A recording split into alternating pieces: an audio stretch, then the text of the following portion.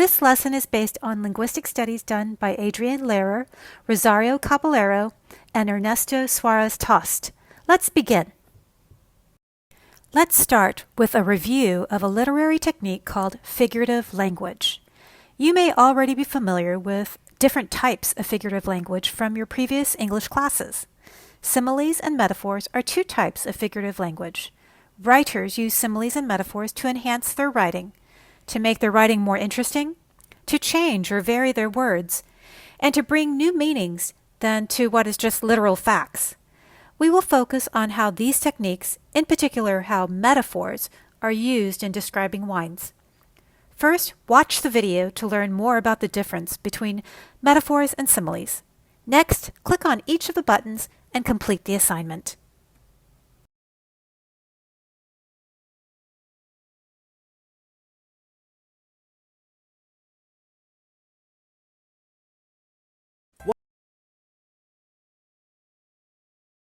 Figure of speech used to describe one thing by suggesting a comparison to another thing using symbolism. In other words, a metaphor often uses one thing to represent the traits of another. An example of a metaphor would be to say, Bob's tentacles are twisting vines. Often, people get metaphors confused with a similar figure of speech, the simile.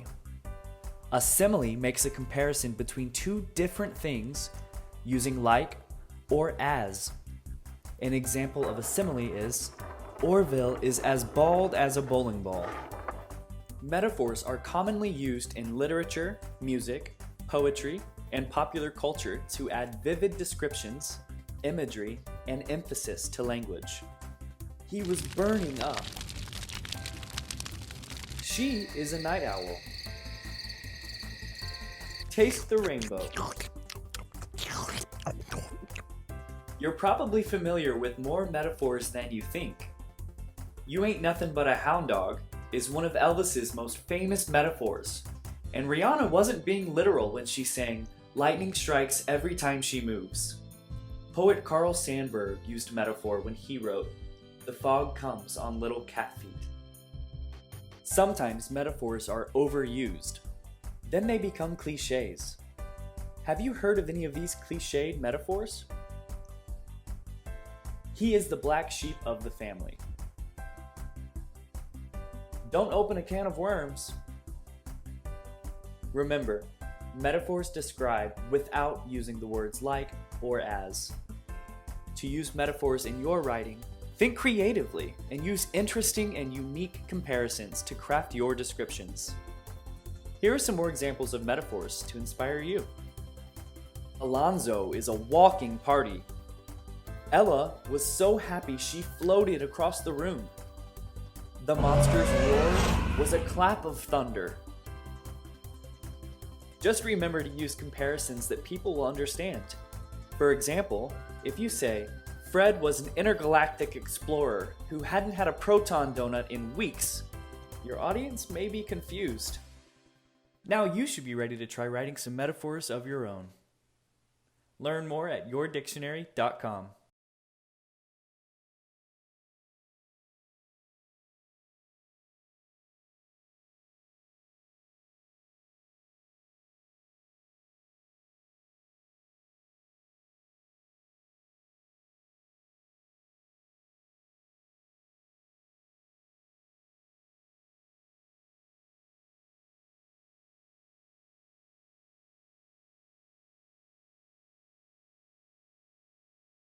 Now let's look at terminology in wine descriptions. In a previous lesson, we looked at the key wine words used to describe wines, and you should already have Adrienne Lehrer's list of wine descriptors found in wine literature. Do you remember them? The attachment here is another list of words from Adrienne Lehrer's study. She specifically studied how new words entered the vocabulary of wine. One way is through metaphors. In her study, she groups wine metaphors by semantic domain. Review the list and see if you agree with her. Then we'll test your knowledge of a few of these wine words. Next, we'll look at how these words are used in real wine tasting notes. I want you to discuss the meaning of the words in isolation and how they were used in context.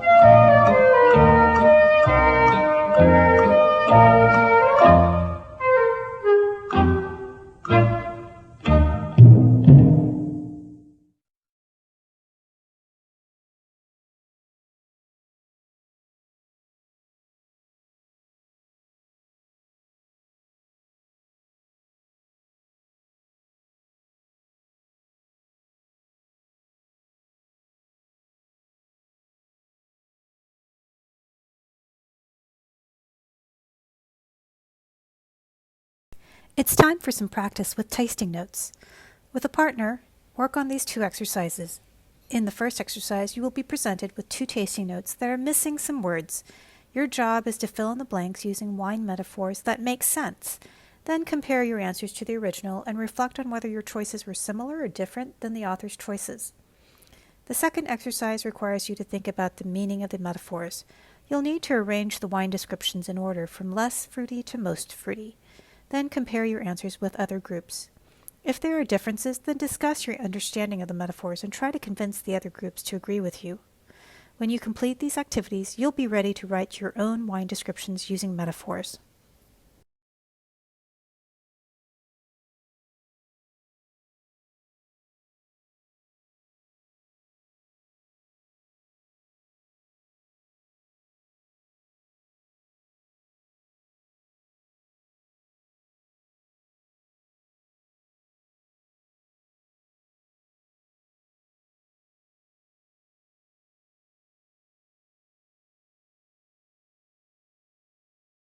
The last exercise highlights how metaphors in wine descriptions can be hard to understand, and not everyone agrees on their meaning. Metaphors are often criticized for being subjective and imprecise. However, they have become so commonly used in tasting notes that as a wine professional, you must know their meanings. For your homework, you will write at least 5 tasting notes for your wine blog using metaphors by Friday.